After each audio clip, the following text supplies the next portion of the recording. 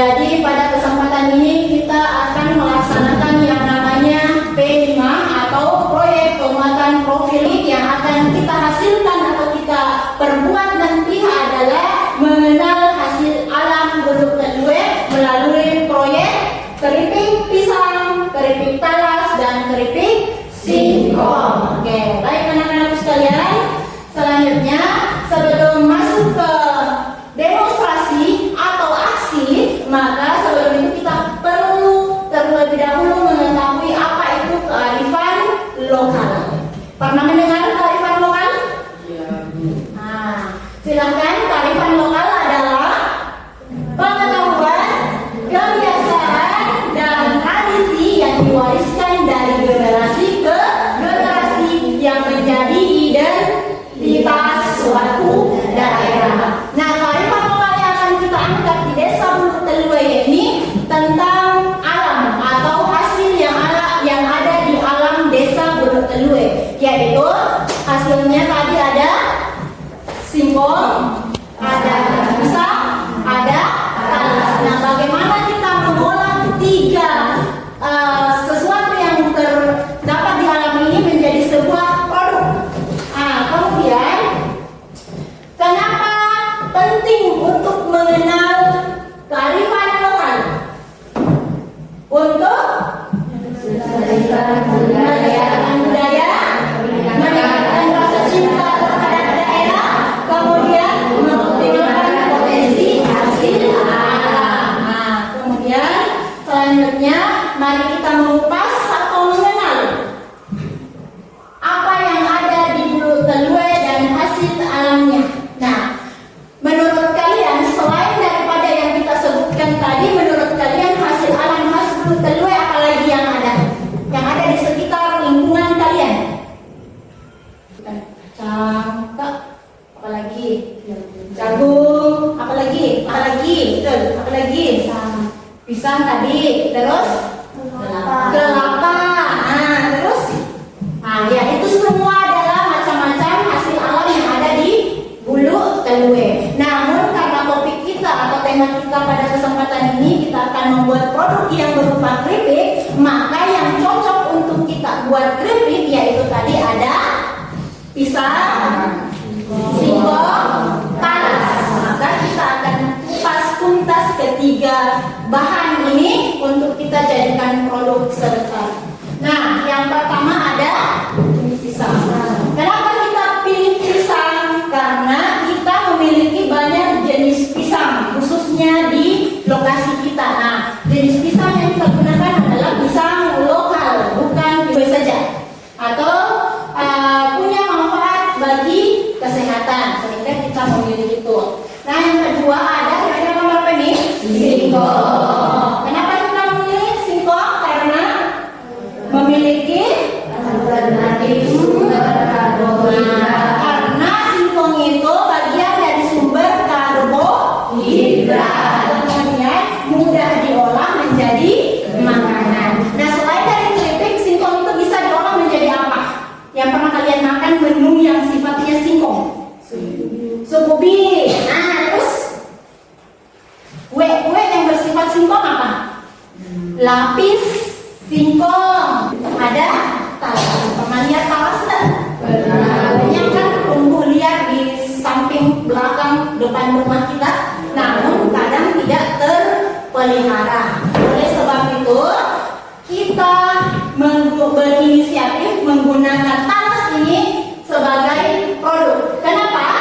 Karena talas ini bisa menjadi makanan pokok dan kaya serat dan bergizi. Nah, baik anak-anakku sekalian, kemudian kita setelah kalian mengenali apa yang ada di lingkungan kita, kalian mengeksplorasi apa yang ada di sekitar lingkungan kita, maka kita temukan tadi 3 macam bahan dasar yang bisa kita olah untuk menjadi sebuah produk. Nah, selanjutnya kita akan melihat langkah-langkah atau cara membuat keripik pisang, keripik talas, dan singkong. Namun untuk referensi lebih lanjut silahkan kalian untuk saat ini silahkan menyimak video ini sebagai dasar. Dan kemudian apabila ada yang kurang, silahkan kalian mencari referensi di YouTube atau di TikTok, dimanapun yang bisa kalian dapatkan.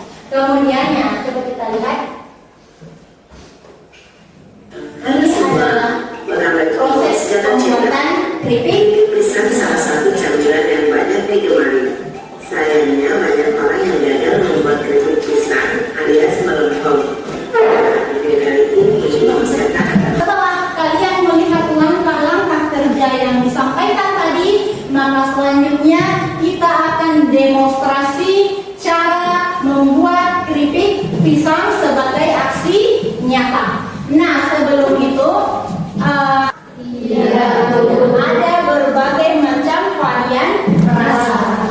Sehingga itulah yang bisa meningkatkan menjadi peluang usaha yang kita jual di lingkungan kita sehari-hari, atau bisa kita ekspor, atau bisa kita pasarkan dimanapun itu.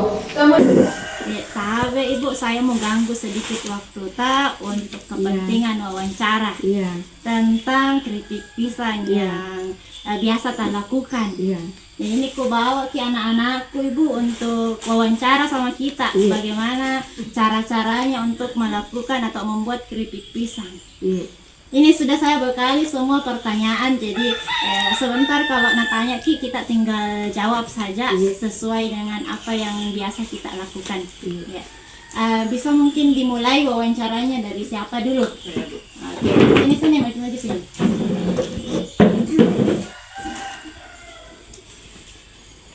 Bu, apa saja ciri-ciri pemilihan pisang untuk dijadikan keripik? Pisang direkam ya, karena kalian tidak bawa pulpen, jadi nanti kita review kembali. Kayak pisang Ya, biasa begitu jadi Biasa, yang bisa, yang masih mentah, tidak ada yang mentah, yang tiada yang kuning-kuningnya. Ada lagi pertanyaan Pak? Saya Bu, bagaimana Bu cara memastikan pisang itu berkualitas atau baik? Yang cantik, yang bagus, lurus. Yang lurusnya pisang. Terus masih ada Bang kriteria? Nggak ada sih kriteria khusus. Iya, tidak ada pisang untuk khusus untuk keripik. Sembarang pisang, yang penting masih mentah. Ada lagi selanjutnya? Saya Bu, apakah ada pisang jenis tertentu yang lebih cocok dijadikan keripik? Bu, Tidak, yang penting tidak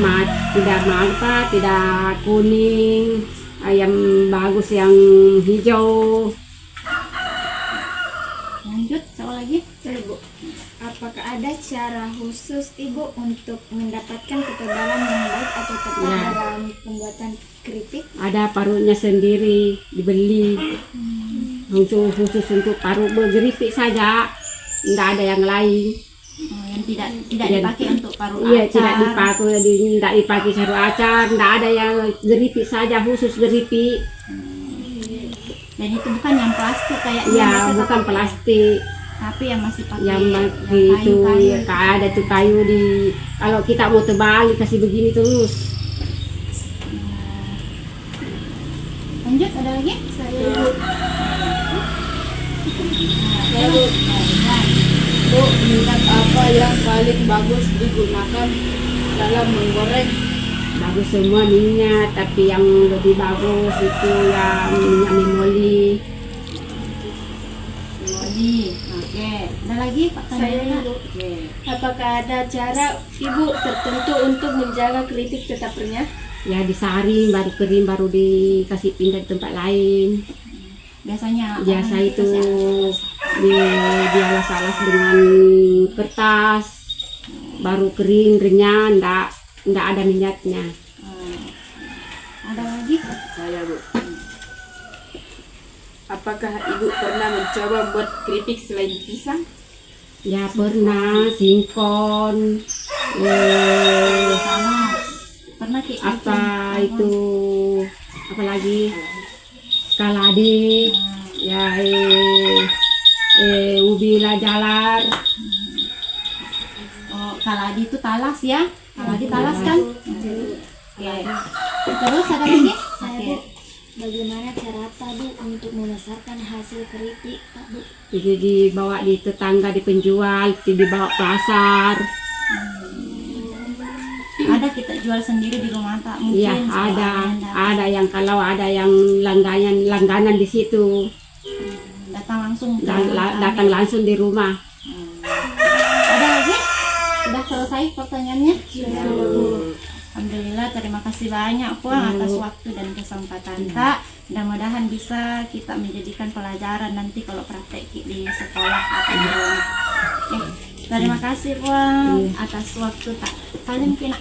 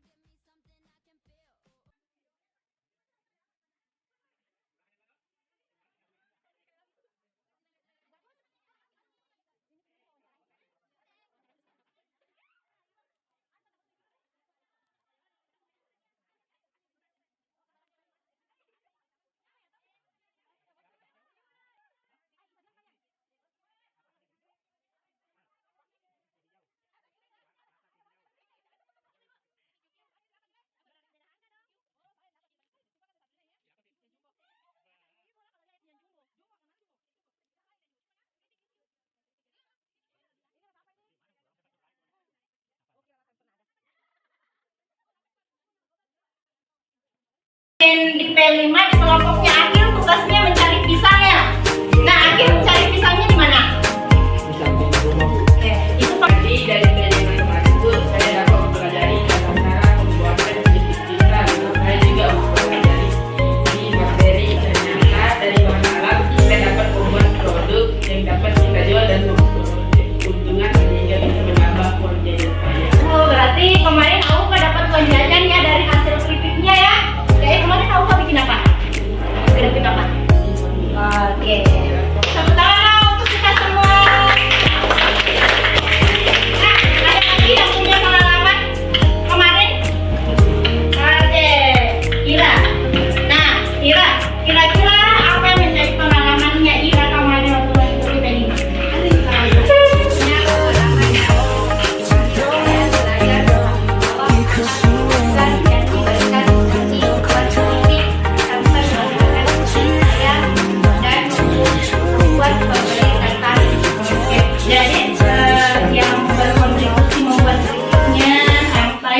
Mengemasnya sampai menjualnya dan cara menjualnya itu bagaimana caranya bisa menarik pelanggan gitu ya. Nah, itu menjadi pengalaman untuk Aira ya, untuk Ira ya. Oke, bagus ya. Tepuk tangan dong.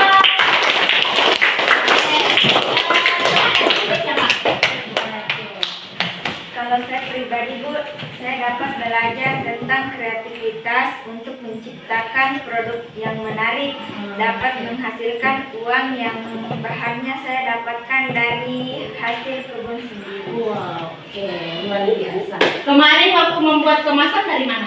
Kemasannya kita desain dari Canva kan? Ya Bu, iya. Oke. Kalau Kiki ada pengalaman? Ya. Dari P5 dengan bermanfaat pengalaman tentang pentingnya bekerja sama dengan teman kelompok saya agar produk yang saya buat dapat berhasil dan memiliki nilai jual. Oke. Uangnya kemarin dipakai untuk apa? Oke. Yang beli kemarin keripiknya siapa? Bapak Ibu.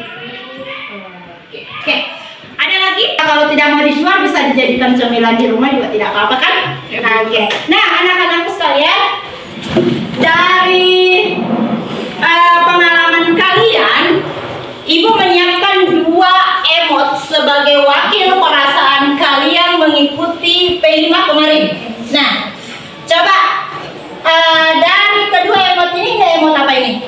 Senang. Kalau yang ini? Sedih. Nah, saya tanya, kalau siapa? Asmar, dari kedua emot ini yang mewakili perasaan Asmar yang mana? Senang. Senang. Senangnya di mana? Mengikuti P5 kemarin senang karena apa? bisa membuat keripik pisang. Oke, dan ternyata pisang yang dibawa Asmar itu berfungsi dengan baik ya kemarin ya, terolah dengan baik. Nah kalau Faisal yang mana? Senang yang ini ya. Kenapa nggak yang ini? Karena perasaannya kemarin bahagia ya mengikuti P5. Nah sekarang terakhir saya tanya ke Rida, yang mana menjadi perasaan Rida? Sedih. Kenapa kok bisa sedih? Karena di kelompok saya ada yang bisa diajak bekerja sama. Oh begitu. Nah dari kelompoknya Rida katanya kemarin ada yang tidak bisa diajak kerjasama dan membuat Rida sedih. Jadi tapi itu kemarin sudah kita evaluasi ya. Oke, tidak apa-apa ya.